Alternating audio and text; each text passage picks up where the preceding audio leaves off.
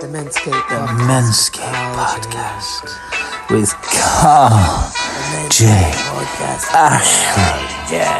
Ashley.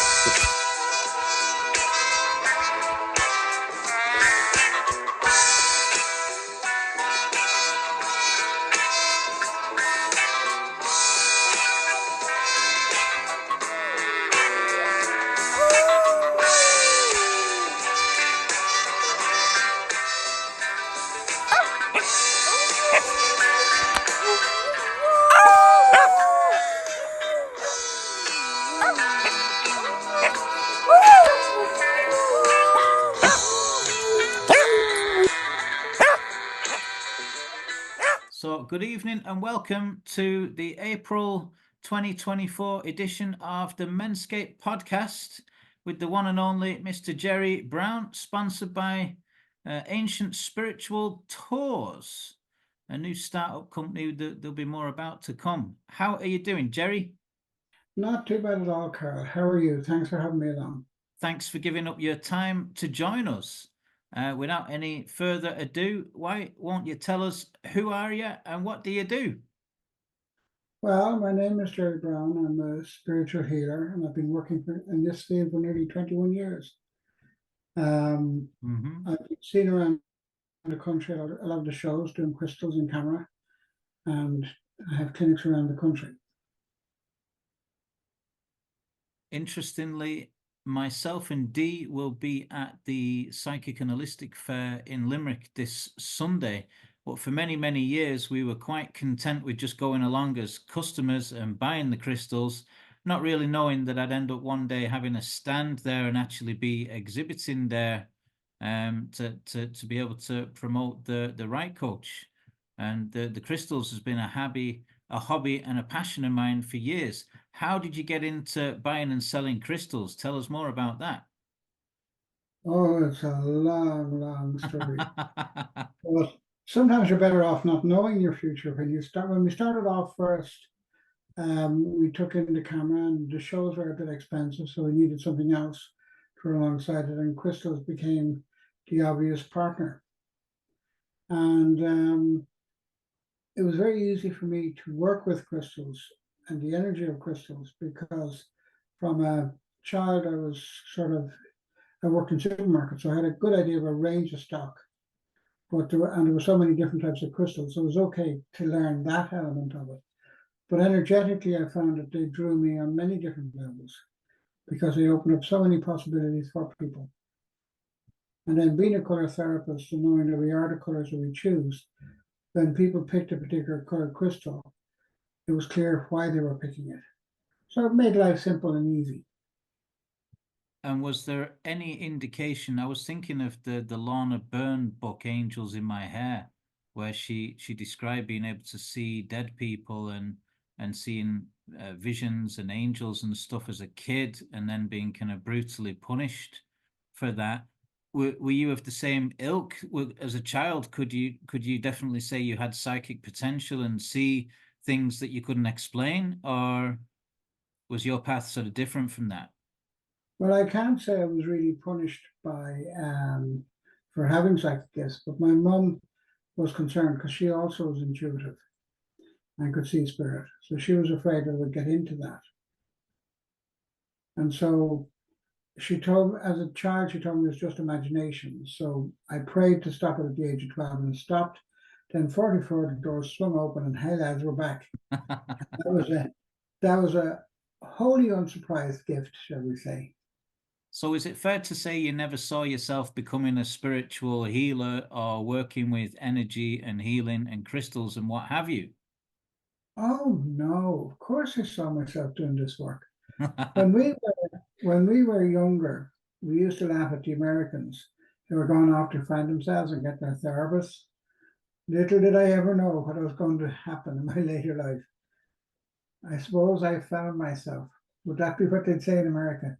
Oh, goodness knows. Yeah, you could say. Or else I'm still looking. I did a lovely interview on Limerick Community Radio on Sunday, and Anne played the song I Am the Resurrection at the end, with it being Easter Sunday and what have you. but I can definitely account for the fact I feel like I've been reborn or reinvented or resurrected in this one lifetime, given the man I used to be and given the man I am today. Did you have any kind of personal transformation like that yourself? Well, when we're talking about colour therapy, they often talk about remembering, as in putting ourselves back together, remembering ourselves. And I think that I certainly started from 44 to remember a lot more of what I was created to be. And gradually dealing with so many of the issues that had dogged our childhood and all the way up to adulthood, I began to find out more and more who I was. And to my surprise, I wasn't as mad as I thought I was. It's insane, really. So what were Anybody you who doing with says, yourself up until the age of 44, should we say then? well, I was in sales and marketing for a good while, and I was a very practical person interested in business rather than actually sort of doing this sort of spiritually woo land stuff. But it was an interesting diversion from practical reality. When you see spirits done at the end of your bed, it tends to sort of make you question whether you were in the real world before or after. I still haven't figured that one out, but eventually I'll get there. Yeah, I remember my mum when I was little, she would go and see psychic mediums, and then she'd come home and she'd get criticized by my stepdad. He'd be kind of fairly negative. Oh, what you gonna go and see all that bullshit for? And why do you believe all that and all the rest of it? But it didn't really deter her. She still would go and see them regularly. And I always found my ears pricking up at the mention of psychics and mediums, although I didn't embrace it myself until I met Fiona Barrett around 2011.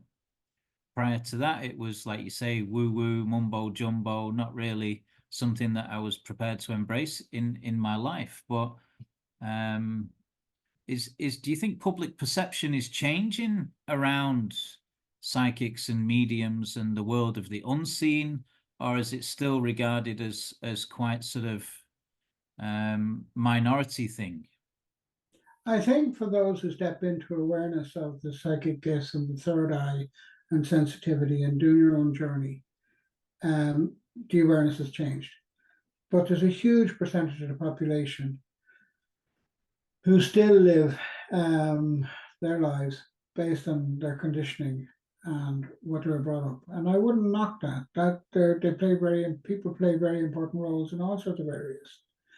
When I was younger, I went to the psychics quite a bit because I was looking for somebody to give me hope that the future would be better. But now I see it differently, that after taking my power back, I create my own power. I create my own life. And to me, that's the single most important thing in doing your own work. It's about giving you back power to reshape your existence and not to live in the fear or the controls of the past. That makes a huge difference in life for people. So I think there's a fair few people, I'd say maybe about 20% of people, maybe a little bit higher, are into the holistic world. 80% aren't at the moment, but there's a movement. But there'll always be movement. There'll always be those who believe. There'll always be those who don't believe. Somebody once said, for those who believe, no proof is necessary. For those who don't believe, no proof is possible. I like there's a twist on that. For those who need an explanation, no explanation is necessary. For those who don't need an explanation, no explanation is possible, or something like that. I think it's along the same lines of that. But you learn as well not to waste your time trying to convince people of something after a while. But I often come across people that say, I'm an atheist, and I think, well, that's an absurd position to take, because you just haven't woken up yet to being, say, a divine being, whether it's a man or a woman, and divine will manifest in the body of a woman. But I guess it's down to personal opinion, right? Well, I had the pleasure of working with an atheist going back or two along the way, and I had great fun with them because they would see me coming from very definitely a God place. Mm. And one time I was asked by an atheist, how can you work with me if I'm an atheist? Well, I said, I'm already quids in. If I die and there's nothing there, I don't need to worry about it. If you die and you wake up and there's somebody looking down and going, hell yeah, I'm back, then you have a lot to worry about. So if you die and you see a light at the end of the tunnel, do we go towards it, or do we think that there's just some reptilian demigod sat at the end of it, codding us, and we go in the opposite direction, head for the darkness? Yeah, but how do we know that we're not a reptilian heading down the tunnel? A mirror along the way. We just have to trust. It's one of those things that is a big part of living, is the art of knowing that we don't know. Yes, we don't And know. when we don't know, we have to have faith and trust. And that's why Easter Sunday was about resurrection, because it's about creating a faith or a belief. We all have our view of belief, but ultimately it doesn't change what the truth is. Because when we die, that's when we'll discover it. Up till then, we can have all the semantical debates we like. Does he exist? Doesn't he exist? Is he a man? Is he a woman? Could he be a doggy? Who knows? The reality is that it's what you believe in, where you put your faith. And for me, I feel that I have been very fortunate and that I haven't had to trust just faith, because I've had so many different experiences down the years of spirit. So either I've got a very good imagination, or there's spirit standing at the end of my bed some nights, and I have no choice where to believe.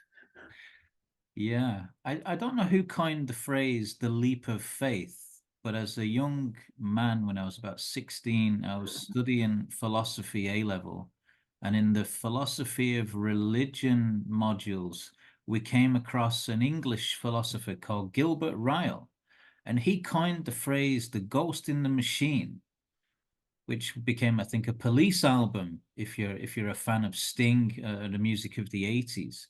But this idea that you've got your meat and your flesh and your blood and your bones and the physical and the material you, and then inside of you there's a spiritual being and there's a psychic body and there's an astral body and all these different sort of versions of you are kind of formats of you even, or it's like in school or in our families or when we're growing up, we're not really taught about any of this stuff. It's almost like you have to learn it for yourself.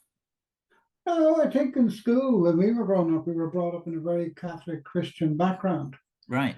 And when you say the Our Father who art in heaven, you're being taught that there is a God in heaven. And you're being taught about love and about support for one another and about Christianity and about Careful now, that's almost hate speech these days, Gerry, with all sorts of other things. yeah. But then when you look at it in the round, you can actually see where it can create division that doesn't need to be there. As Because children, I think we've got more of a link or a connection to the world of the unseen. It's a common thing to have an imaginary friend as a child, or it's, if you're talking about goblins and elves that's because we and moved. dwarves That's and because we're gnomes. closer to when we were born. We're closer to spirit because we come in from spirit. Yeah. So the further we get away from it, the easier it is to forget and take everything into our control. So Because it's we like like we're to just on a control things. conveyor belt. The spirit's just on a conveyor belt, and we come into a body and then back again, and we're just recycled in this way. What's the point in that? Where's the meaning in that? Oh, wouldn't it be great? Can you imagine it? We'd already be looking at a world that's much greener because we recycle spirits. I was thinking more of the picture in one of the plates in the Bhagavad Gita, where you see the little boy and then the old man, and then all the stages of in between, and then going into the womb and then coming out of the womb, or going into the grave and coming out of the womb. You know the picture I'm referring to. Why couldn't you see it as a mirror of life?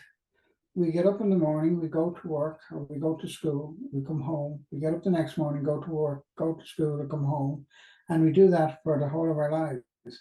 So who says we can't be recycled? Because the world is a continuum. And, I've always had a couple of things that stood out for me. One of the things was when I was going to national school, I was getting fairly battered over my education because it was sort of, back then they could actually beat you if you didn't do it right. And I was very good at getting it wrong because I was dyslexic. So when I was in school, somebody once said to me, we only use about 10% of our brain. That really pissed me off. I used to walk down the road shaking. If even that. I used to walk down the road shaking my head so you could wake up the other brain cells. Oh. And then one day I turned around and I said, okay, God, if my brain is really that good, can I please use a little bit more of it? And he was a bit late in the delivery of it, but since I started to do this work since I was 44, believe you me, I would use a lot more gray matter that was in there that I didn't know existed. So I think that it would be impractical to suggest that this powerful instrument called the human brain cannot have information that we don't have access to, and yet be so much more powerful than we'd ever imagined. So of course it would host past lives and past life experiences, but they're all just learnings. Otherwise life would be so unfair. So if there's like a super highway of consciousness, your brain's almost like the transmitter or the frequency dial that tunes you in. I would think that's not a bad idea, a way of looking at it. Wow. It's like if you've got a transistor radio and you tune into one channel and you can hear it, you wouldn't maintain that the other channels don't exist. You'd say that they're all still broadcasting. It's just that you're not hearing them because you're tuned into the one you're on. And our conditioning could be classed as the interference, that that goes on that stops us from hearing. Very intellectual, Carl. I'm very impressed with the conversation. Well, look, you never know what way it's going to go, but philosophy of religion, spirituality, that was always a passion of mine since I was a kid, really. And philosophy was the only subject I came across in school that I liked and I was good at it. There was others that I liked that I wasn't good at, and there was others that I was good at, but I didn't really like. But with philosophy, unfortunately, it tends to pose more questions than it can ever answer. So at some point, you maybe come to the conclusion that you're just going around in circles again, and it's better just to live and just to be, and not necessarily, to question everything all of the time. But question everything certainly was a message I would have reinforced to my children growing up, because the world is definitely not as it seems. And if you're waking up in the morning and seeing spirits at the end of your bed, like, there can't be many of us that have that kind of experience. Would you say they were like ghosts? Were they definably men or women? Were they laughing? Were they joking? Were they pulling faces? Were they even talking to you? Or were you watching them like an observer or a witness? Like, how do you rationalize having that experience? Well, I think there's many different ways in which I've experienced spirit down the years, and some equally stranger ones. Some are people who are not dead, which is a sort of a little bit outside our normal thinking. In the first instance, there was two that stand out in my head. They were definitely children because of the height of the spirit standing. They were like, I called them Mutt and Jeff at the time, and they were in silhouette form, but you could clearly see the form of a human being. Then there was the one that I woke up and was right beside me in the bed. That was in silhouette form, but it was sitting in a shadow that got stronger if I moved towards it and got weaker if I pulled back from it. And I had palpitations at the same time. So were you scared? Did it scare you to see this, or? No, I just woke up with the palpitation, so it didn't give me a chance to look at it and get a shock. It was just letting me know it was there. Then there was a spirit that got into bed beside me in Westport. That was a bit interesting because I could hear the bed go boink, boink, boink. But at the time I was so irritated by what was going on that I turned around and said, I don't care who you are, just sit there, shut up and don't bother me. And it was only years later that people were talking about how there was a ghost in this particular hotel. So, you Are know, they obliged to listen to you and obey you if you take it upon yourself to issue a command like that? no, I was just in a pissed off mood and they knew not to bother. There was a program on TV in England, I think in the 80s or the 90s. It feels like a lot longer ago now than it probably was, with this Liverpudlian guy called Derek Acora. And Yeah, they were doing like, sorry? most haunted. Most Haunted. Yeah, I remember watching that with either my mum or later on with my wife when back in the days of even watching television. I've not had a telly for over a decade now at this stage. But what fascinated me about this program was almost like they were provoking the spirits. They were going into haunted places with cameras and all the rest of it, and almost looking for something to, some controversy or some drama or some. Well, I'm not sure. When I Remember started that? at the early stages, I wouldn't have seen them as provoking the spirits. I Hmm. did see them as being at times a bit melodramatic. Hmm. But I presume that was for television entertainment. The girl on But it used to present Blue Peter. I mean, how do you go from presenting a child's program to then going into scary ass places and hunting for ghosts, I know you sort of get released from that sort of childhood presenter type of role where you have now become adult. So you could be given a rating of adult viewing when you go see spirits. But the reality of it is, when you take a look at, for me, orbs are real. I've seen loads of them. Different balls of light, which are the initial manifestation of spirit going past. They're not scary. They're not major dramatic for the television in any way, shape, or form. And sometimes they get a bit carried away, going, "Oh, look!" And the reality was that it was just a spirit moving through probably a home that was his home before, or a place where they had a history or a connection to. I'm not so sure they're frightened by the crew of Most Haunted. Nor am I sure that they were antagonized by them. I just think they were just doing what spirits do, and that's haunt So, place. so in an attempt to rationalize that, let's say like we die and we go back to being a spirit, we're no longer in the body. What would keep us or make us want to hang around a place that we used to be in when we were in the physical body? Well, I think sometimes we can die holding on to our own thoughts, Right. and it's our own thoughts that gets in the way. For example, when I worked on clearing a house in Sligo one time, an absentee landlord who was very bold with its tenants and was not very nice at all, definitely did not want to go back to God because it felt it would be judged.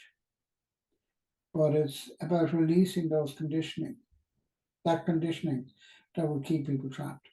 So sometimes it can be very simple, like in the church on occasions, there's a ritual for sending spirits home, but it's almost like seeing that the spirits are dark.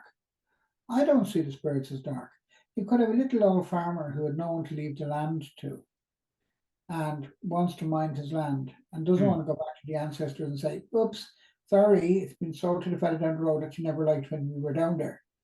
Right? So things like that. Most of the time it's a parent who loves their child, wants to look after them, or a child who loves their parent, wants to make sure that the parent's okay. These are not heavy, nasty beings that are terrifying in any way. In 21 years of it, I have met very few that would qualify as being negative. Malevolent type evil. Yeah, much more like to be just ordinary human beings with human frailties. In fact, the first one I sent home was in my original home, and it was a mother who had lost her baby. And during the course of sending the baby home, I lifted the baby up to her, and I felt the emotional pain of the mother of the separation. And that lingered with me for 3 days. Wow. And I got given out to by the person who actually sort of was teaching me because I wasn't meant to get emotionally involved. because that would drain you. But it That's was like saying don't get emotionally involved with your clients. If you're a counselor, at the end of the day, if you're human and you have feelings and you have empathy, how can you not be involved? You're it gonna was feel. poignant. Yes, but the client doesn't need you to be emotionally involved. I They need guess you to learning hold healthy hold there. boundaries might help there, and that's an evolution. That's a personal process as well, in an evolutionary sense. Oh, it's very difficult, but it's one of those things that you do learn over time and you work with. And it's you need that for the safety of the client as well. Mm. So whereabouts are you from? Yeah, I detecting a Dublin accent there, but my geography of Dublin's terrible. Jay says now, lads, I couldn't be coming from Dublin. No, I was born in a little town south of Dublin called Dalkey. Dalkey. Oh yeah. Yeah. Dalkey and Killiney. That was one of the first places I came to when I first arrived on Irish soil in 1999. And I My, got lost and I found a pub called the Druid's Chair, and they said this is Maeve Binchy and Bono's local. my God, I'm very impressed. Mm. That's a Did nice you? part of the world up there. Yeah, it's beautiful. Yeah, it was a great place to grow up in. Yeah. And now you're in Clare these days, and Down in Ennis. you're nationwide. You're all over the country in a sense, serving your client base. Is that fair to say? That's what I do. Travel all the place. Yeah. It's been a wonderful journey and many different learnings along the way, and it's been diverse in that from the aura imaging, color therapy to crystals to energy healing. It's been a very diverse journey. It sounds like you do a good bit. There's quite a bit of variety there. Well, let's put it this way, I was easily bored. Oh, Mm. I've written 2 books, haven't I? Only two. Well, 2 published at the moment. One You is you God. preempted one of my next questions, which was, have you ever written a book? We might as well jump onto that now. Oh, Yeah. that's very good, yeah. Well, I went through a phase of being bored during COVID, Yeah. and I wrote about 14 different books in And is this scribble. you kind of channeling spirit, or is this just you as a bloke kind of just putting pen to paper, or is this through your sort of psychic and I spiritual think connection? I think it's a mixture of everything, and a Right. lot of channeling came through in it. When God Calls was the initial story of my journey, and then Sulking with God was the one after my life changed totally again and brought me down to Ennis. And the next one that's coming out is going to be A Visit to Heaven. Visit And to Heaven. A Visit to Heaven, and that's When is that going to be published? When can we see hopefully that? by the end of the year. So in the next 6 months or so. It's well underway now, yeah. Very good. And it talks about the actual gateway work and sending spirits home. And it talks about the what I've learned in the healing room, the spirit have taught me in terms of helping others. The directions I got from spirit or from the spirit world. Hmm. Is there a part of you feels that you have a message to share with the wider world, that it's important that your story is told, your truth is shared, and your voice is heard? Oh yes, definitely. I'd love it all heard posthumously. I'd Yeah, love it all heard posthumously. that's a great word, isn't it? I love posthumously, yeah. Yeah. So is there the sense that Gerry would be much more famous when he's died than what he was when he's alive? I wouldn't want to be famous, but I'd want to think that what I've recorded has helped people understand spirit more Hmm. and even God more to a certain extent, without framing God in terms of the church. Because God was around long before the church, as you know. If God's all powerful and all knowing and all good, why does he need the likes of us? Why does he need people to be servants of? Because he's got a good sense of humor. That is in no doubt whatsoever. Yeah. And you see, I figured that one out for myself. and Yeah. if you take a look at it really, For me, the basic gift of learning that we don't know everything is the thing that enables me to say, I don't know what God wants. All I know is what my journey is, because that's the only journey I can live. And each individual can only live their own journey and their own growth. But, I just think I'd be bored sitting on a cloud with a harp in heaven in Philadelphia. Polishing your halo. It wouldn't work, would it? I mean, Jesus Christ, can you imagine it? The tagline to my third book, Mancunian Buddha, was, are you having an ego trip or a soul journey? And a lot of people you might meet are very much still strongly connected to their ego or their identity or their sense of self and their sense of who they are. And that's inevitably intricately interweaved with our childhood trauma and our defense mechanisms and the habits and behaviors that we've adopted to protect ourselves. So it's only really until you take a look at yourself and decide to do some work on yourself that you can almost let the ego unravel and let the soul or the deeper stuff come through. But then you can stop edging God out. Edging God out. And you can start to reflect back on the magic of your creation, because you're not working out of the judgment and criticisms of others. I think as a writer, I was always fairly heavily critical and judgmental of myself. And then naturally that would be projected onto others as well, especially when I'm driving. If I thought I was anyway enlightened or healed, just ask Dee what I'm like when I'm driving, I love that idea. He said, I love the fact that I'm human and that I may be having a human experience on earth, and I may be different in spirit. But as a human, I love the fact that I can be bowed.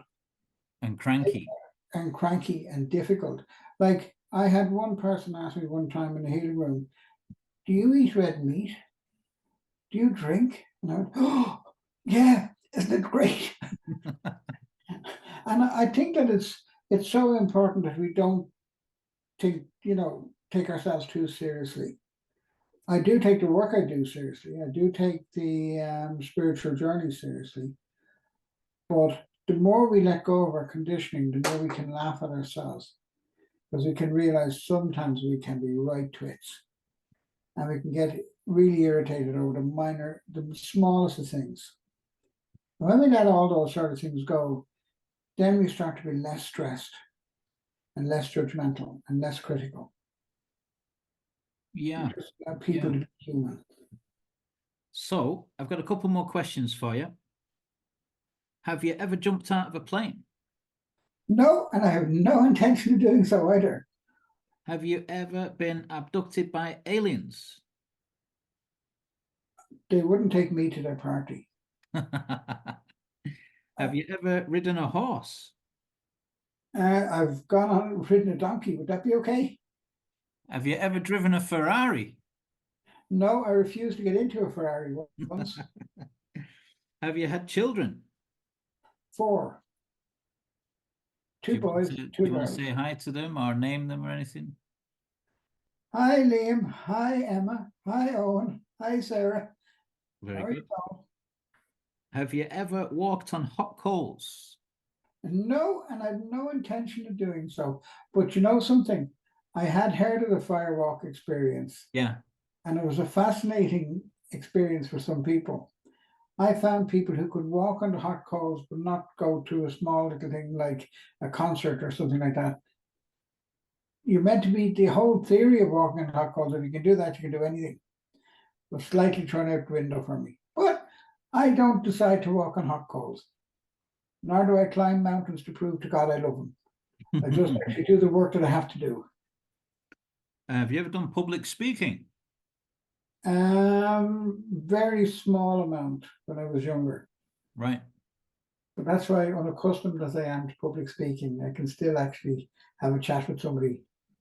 Yeah. Where's the other one? Oh, have you ever cheated death?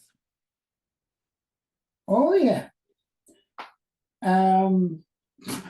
probably on a number of different occasions, but one that stands out for me is when I was driving my car up Fortinstown Lane in Tala. I was told by Spirit to pull in and slow down, and I did. And when I came to, I'd been involved in a collision. If I'd been a few feet outside of where I was, I'd probably been gone. And so, Spirit saved my life that time. yeah. But it was also interesting because the crash actually separated me physically and spiritually. So there was part of me physically in a house, and part of me, my spirit was sitting in the car. So it was only when the guard took me out of the house, put me back into the car, that I came to. And it was like my spiritual body and my physical body rejoined. Then I knew where I was and everything that was going on. Before then, I hadn't a clue. That sounds like a glitch in the Matrix story as well, but we'll get back to that later. What is your favorite smell? What is my favorite smell? Or smells? God, cooking, dinner, food.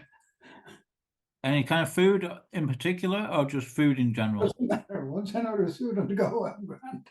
Once you can smell dinner's happening, you're a happy boy. Yeah. What are your favorite books? Any books that you've read that changed your life, or any books that you would recommend to our watchers and viewers, and why? It used to be colouring books that I really used to love the best, because I wouldn't have to do too much reading, because I was dyslexic as fact. But when I started to do this work, I had to read a fair few different books. Some of them I find really useful would be Codependent No More, because there's a lot of codependency. Is it Melanie? Melanie Beattie, I think it is. Thank you. And I always get it wrong. It could be Melody or Melanie, but yeah, one of those two names. It has given me a lot of help down the years. As has Family Secrets by John Bradshaw is another one that would be a very useful book to read. But there are so many, because there's a lot of learning to be had if you just look. And I think that that's the one good thing, that we'll never come to an end of the learning that's there. So continually learn and grow. But, we should also learn to lighten up and have a little bit of crack as well. Any favorite songs or favorite movies? Favorite songs or favorite? One of my favorite movies from the spiritual point of view would be Defending Your Life with Meryl Streep in it. Defending Your Life. Yeah, it was a very, very good story, and it sort of was really interesting in the way it was put together. And I reckon it was written by somebody who does gateway work or light work, because there was a lot of similarities. Ghost Whisperer was a good series on television. And Heaven is for Real was a very intelligent film. Heaven is for Real? Yeah, was a very intelligent film. But like everything else, the more you grow, the more you learn, the more you read, the more you develop. You'll have different phases of your life where some books would stick out. If I go back into my 20s, The Power of Positive Thinking by Vincent Peale would have been a very good book. But one of the problems I would have had with it, it would have been very religious at the time, and I would quote a lot of scripture. Whereas I wasn't really a great fan of Dale Carnegie's How to Win Friends and Influence People. Right. But it was a book that he wrote that I discovered afterwards for £1, £1 or €1, whatever it was back then. I can't remember that at that stage. At a sale of work, and it was How to Stop Worrying and Start Living by Dale Carnegie. And that was a very powerful book for people who are Dale Carnegie and Norman Vincent Peale are in the same vein as Napoleon Hill, this kind of self-help type sort of... No, Norman Vincent Peale was a reverend. Right. It was actually a priest, teacher, reverend. Dale Carnegie would have been seen as self-help, but in a different type of way. Yeah. I also liked, what do you call it? The Woman Manager and Yes or No, Making Decisions. I can't remember who wrote them, but they were two very good small books. It's funny you Now- should mention that, because I'm looking right here at the insert from one of the books that changed my life, and it was a book that was given to me by you. One was The Four Agreements, another one was The Power of Intention, Wayne Dyer, and the one that you gave me was called Yes or No by Spencer Johnson. That's the fella I'm thinking of. Hmm. Because decision making is very powerful. And the analogy was like people going on a hike together, and there was different people in the group that he went around and met and spoke to. Remember plastering the wall of my apartment in Limerick in 2018 with these little post-it notes with these quotes from this Yes or No book. Absolutely brilliant, Gerry. Yeah. But I refuse to take responsibility for that. I think it was also him who wrote The Woman Manager, if I'm not mistaken, and I could be. We think it was him that wrote as well, Who Ate My Cheese? He had a book. They did a lot of little books like that. Yeah. But Woman Manager was based on a way of working with children who are badly behaved, the sort of children who burn down your house type of thing. And it was very much about 1 minute praisings, 1 minute reprimands, and 1 minute goal setting. So it was a very useful book, because 1 minute praise, 1 minute reprimands means that you're not being constantly beating up on somebody. Yeah. And I think there was a line in it that says, you're not managing the person's last mistake, you're managing the person. So you have to remember that people are very good at what they do usually, and sometimes they can fall a little bit. And they need help to be risen up, not to be pushed down. So things like that I think are very useful. We've at least a half a dozen excellent books there. I'll put them into the comments section when we put this out on YouTube. There'll be a comments section there, and I'm sure people will be able to go away and find those books and read them for themselves. Yeah, well, they proved very useful to me. Yeah, excellent. So, what was your best trip abroad and why? What was my best trip abroad and why?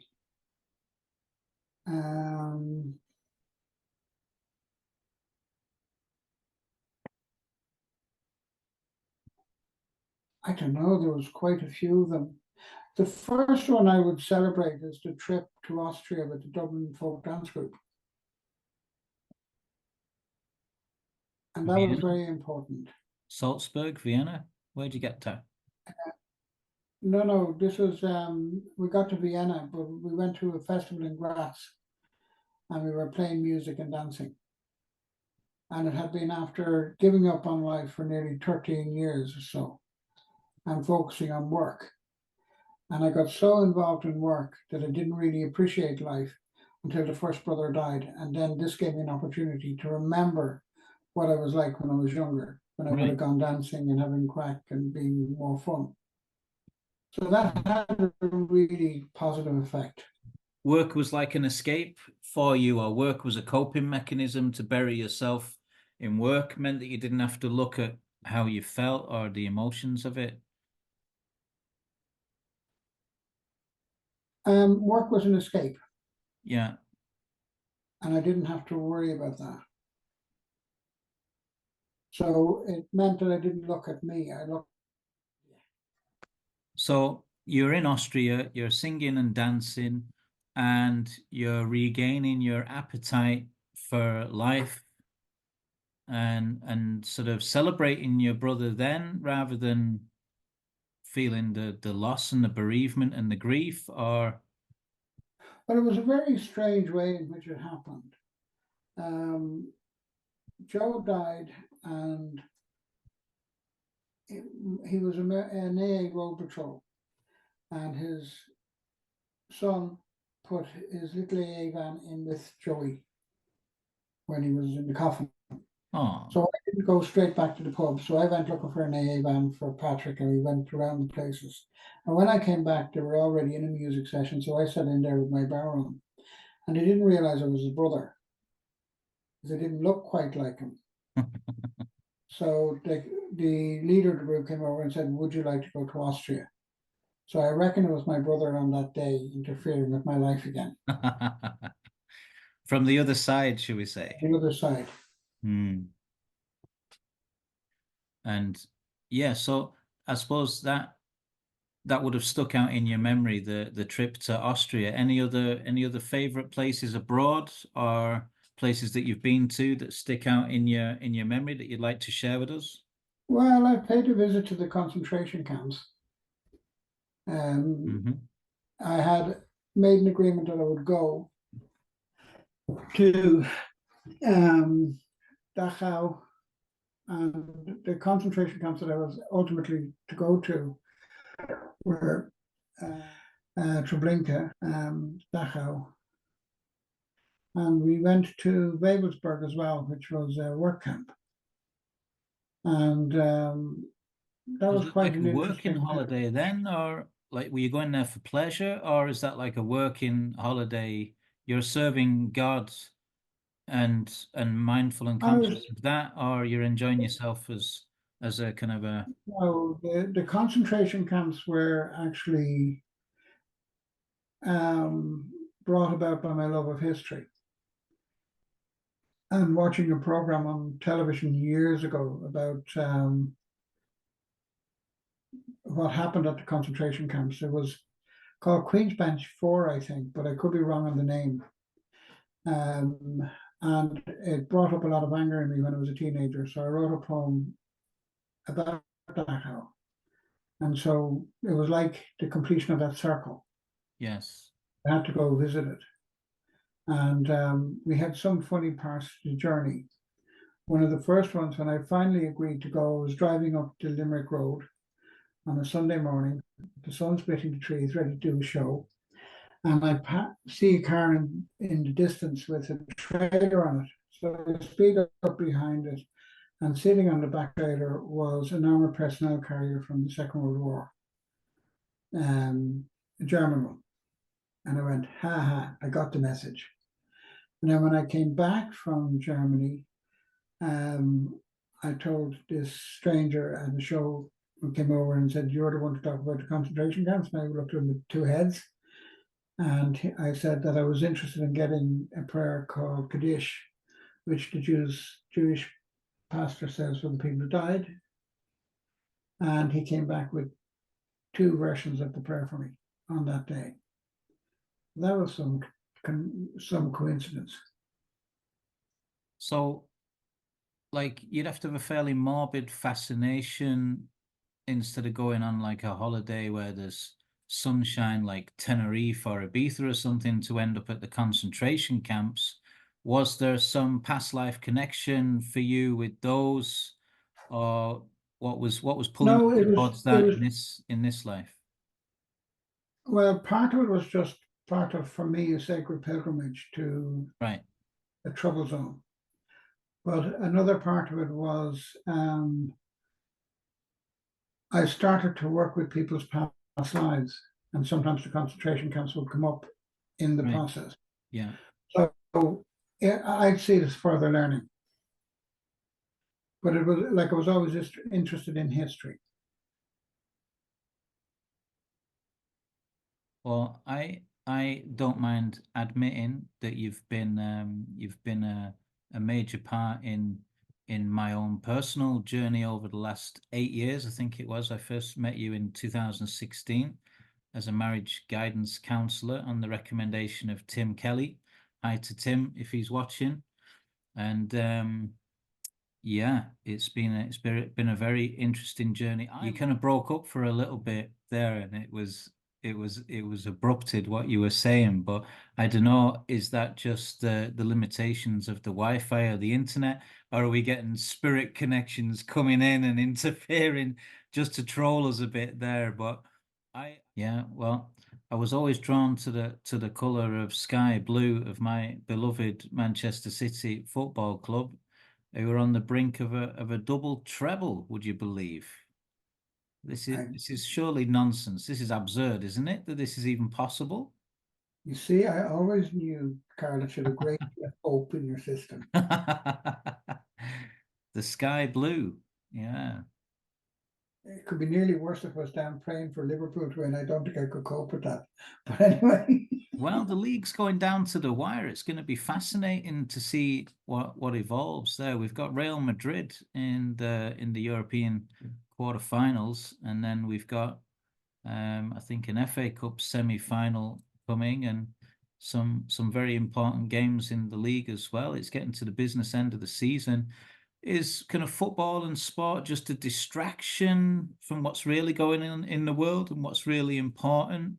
And is do you can you kind of reconcile having a passion for sport with doing spiritual work and the more important stuff? Well, I reckon God is trying to punish me at the moment because I've been a Manchester United fan since I was 15. You know that, Carl, right? But I always think there's an irony in following the Red Devils when I'm working for God. That sounds really funny. That's for sure. Yeah. But no, I think sport is real, recreation is real, dancing, singing, laughter, joy, all those positive things add to our lives. Mm. And if we're not really, really careful, we can get weighed down by the weight of the world and all the pain in it. Yeah. We need to escape the pain. Because if we don't, we'd end up cracking up within ourselves as well. We'd lose sight of the good that's in the world. You take a walk through a forest where you hear the birds singing and see the sun coming through the trees, and you're out in the fresh air. It definitely lifts the soul and the spirit and brings us in touch with different things. You laugh and you dance. Like I went to your 21st recently. Was it your 21st? And Well, yeah, and yeah, there indeed. was a lot of singing that going on. Then I think that would have been much more fun. Sorry, you were breaking up a bit again there. I was talking about your 21st that I was at. Yeah, with tongue in cheek, I guess. Hey. And we actually had loads of music and joy. Yeah, that was good crack. It was disappointing that none of my children were there, but we had a great evening. Yeah, and it was good to see you on the Bower on. But it was good to laugh. It was good to have joy. And there's lots of celebrations in life, and we have to choose celebration. Because if we don't, we would lose ourselves. And these days, I'd be celebrating with my cup of peppermint tea, having ended my relationship with alcohol and I am not taking any responsibility for that.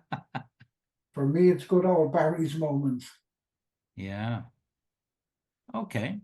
Well, I think we've covered a good few topics there. Unless there's anything else you want to mention, all that remains for me to say before we do our 1 minute quick fire round is thank you, Gerry Browne, spiritual healer and counselor and therapist, for joining us on the Menscape podcast. It was my pleasure. We'll whiz through these, Gerry. Aldi or Lidl? Depends on who's closest. England or Germany?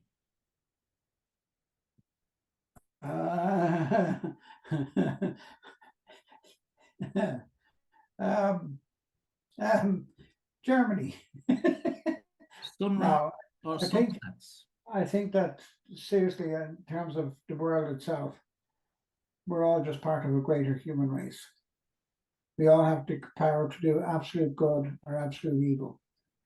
And we have to really make sure that we're actually aware of that. That's the most profound answer to the 1 minute quick fire round we've had. I'm moving on, Gerry. Blonde or brunette? Well, I'm a blonde, so I can slag blondes all I like, so brunettes. Manchester or Liverpool? Oh, Manchester. Brown or pink? I'm going to go with pink because it's unconditional love. Spots or stripes?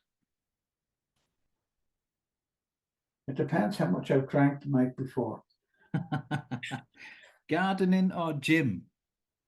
Oh, neither. Boccherini or Echo and the Bunnymen? Actually, just thinking about it for a second, Carl, Yeah. I really love watching people do both. Gardening. You like to watch gardening and the gym, but not do either. Boccherini or Echo and the Bunnymen? I have to go with Echo and the Bunnymen. I'll never forget when you played the Echo and the Bunnymen song to me that reminded me of my stepbro, Martin Halpin, with tears streaming down my face when he came through one time. Yeah. Yeah, that's spirit though. Spirit can do that sometimes. Just, yeah, this emotional reaction is, yeah, I get it. Sun or moon? Definitely the moon. Emerald or ruby? Emerald. Silver or gold? Gold. Beer or wine? Beer. Meat or cheese? Meat. Onions or carrots? Onions. Salt or pepper? Salt. Hurling or rugby? Hurling, because I'm Irish. Pizza or Chinese? At the moment, Chinese, because they're not blowing up Chinese because Taiwan. you're Irish, yeah. Go on. And finally, beach or forest? Oh, fair mixture of both. Good answer, Gerry. Thanks again for joining us, and mind yourself, and God bless. Thank you.